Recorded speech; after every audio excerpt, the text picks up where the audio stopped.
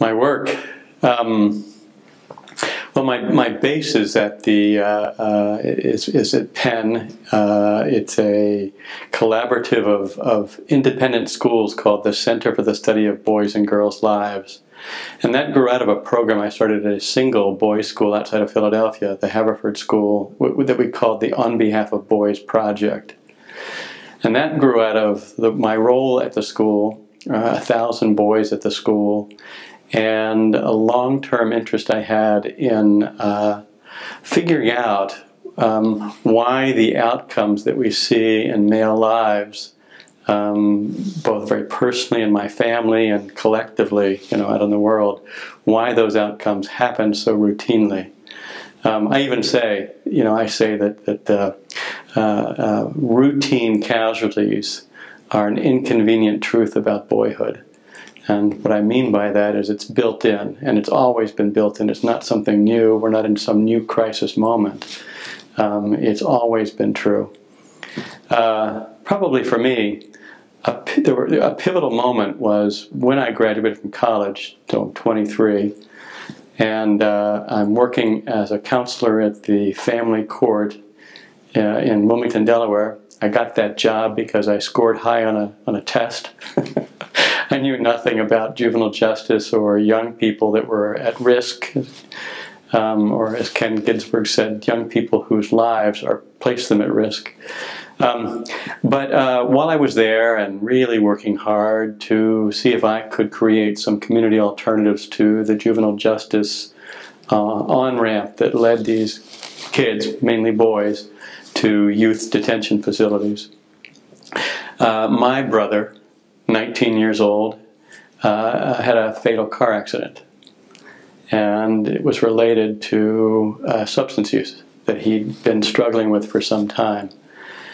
And coming from a family of 6 kids, 5 boys, he being the middle child, working with these boys in the juvenile justice system, and being a guy who I guess was trying to figure things out, I just realized that there's something about being male that underlies these different data points. So that sort of created an interest. I wound up deciding not to go to law school, but instead going into psychology. Wound up getting a job in that boys' school I mentioned, and creating this project that has really become a platform for advocacy. That's how I conceived of it, and research. We created a research advisory board that included people like Michael Kimmel and so forth. Launched me into the field of men's studies.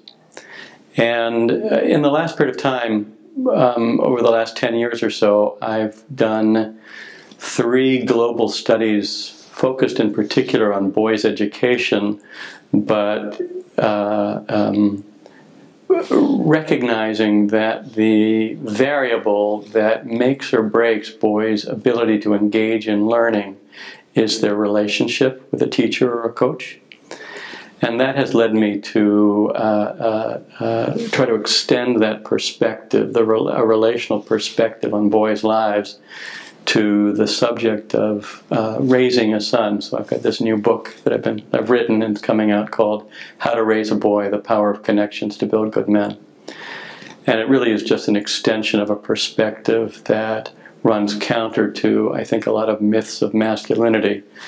Rests on this central idea that we're relational creatures. Our brains are built to be relational. Our hearts are built to be relational. We process emotions, relationally.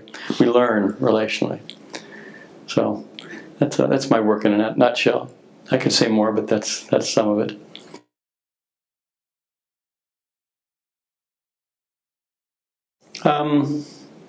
What cemented my passion was when I had 2 sons. I had one son in '84 and another son in '91, and I realized that I was going to be specializing in this in a very personal way. And then 20 months ago, I had a grandson. I'm doing boys, and I, I'm doing boys, and I'm committed to doing it well. That's sort of my my thing, is to do something and try to do it well, and that meant being developmentally sophisticated about what raising a son actually meant. My clinical work is all focused on boys and their families, and I've been in clinical practice now for 25 years, so between doing research, consulting at a boys' school, raising sons, and doing clinical work, I got nothing but. And I guess mainly, Dennis, what I see is that there's an awful lot of mythology.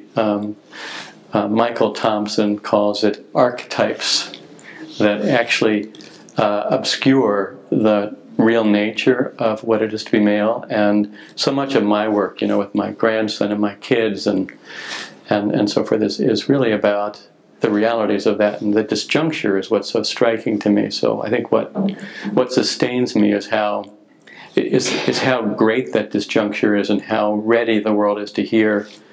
I think how ready the world is to hear truth, despite the historic obstacles to hearing it.